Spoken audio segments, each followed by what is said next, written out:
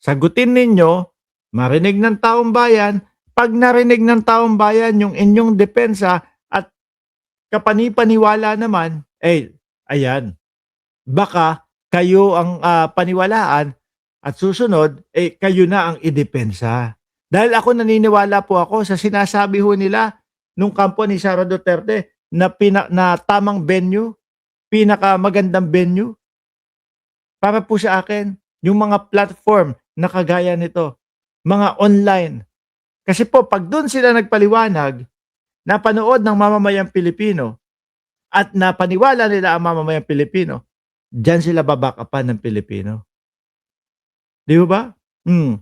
Pero sasabihin nila, ha? Sasabihin nila, ready na po kami. Saan?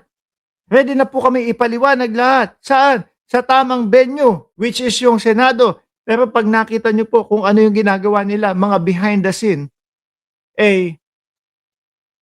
susumbong sa korte, lalapit sa korte. Ano ba naman yun? Kala ko ready kayo, pero bakit gusto nyo mapahinto? Kaya po, yung mga DDS, natatawag po laging mga uto-uto. Sinasampal na sila ng mga katotohanan, paniwalang paniwala pa din ho, mga kababayan. Di ba? Eto, meron pa. Total naman napag-usapan natin. NBI ho, mga bossing. Pakinggan nyo po dito si Attorney Melvin Matibag. Remember there's Pogo, no? Ang laki ng Pogo. And sino ba yung identified natin talaga na national as operator ng Pogo? Chinese, di ba? Ang masaklap pa niyan, mga kababayan, marami sa kanila ay nakakuha ng mga birth certificate, no? Nakakuha ng mga birth certificate para masabi na sila ay Pilipino. Pagkatapos ng birth certificate, ano yung ibang makukuha? Pasaporte. Titulo ng bahay, makakabili na sila ng bahay. Tapos, ang mangyayari, pagka yung like example, yung nangyayari po sa Palawan, sinasabi o naratibo ng China na sila daw po ang may-ari ng Palawan nung unang panahon. Paano kung yung mga yan na nakabili o nakagawa o nakakuha ng mga peking birth certificate, pinagbibili yung mga Palawan tapos ipinakita, tingnan nyo, ayan yung namin. Yan yung mga titulo ng lupa namin. Kaya amin talaga itong Palawan. Tanyo? Tuloy. Yung mga related na mga cases pa dyan, yung human trafficking, Chinese din yung nakikita natin. Then drugs, mapasok din from Chinese, no? So, yun yung ating mga binabantayan talaga dyan. And I think it's about time that now I understand, and I have to say it, na tama yung naging direksyon ni Pangulong Bongbong Marcos when he stopped Pogo. Completely. Correct. Kasi mga kababayan, ito kung yung nakita natin, yung Pogo, yung nilulusob po ng PAOK, yung Pogo, mga kababayan, anong mga nakita? Mga torture hub. Merong mga nagreklamo, yung mga kaanak nila sinasabi maganda ang trabaho sa Pilipinas. Pagka nakita, yung mga alam nyo na yun, ginagamit para mga pang-scam. Kaya tama po na talagang winipe out ni Pangulong Bongbong Marcos yung mga Pogo. Bali-balita. Hindi ako sigurado dito, ha. Kumbaga bali-balita lang ito. Maaring mali maaring mali, maaring tama.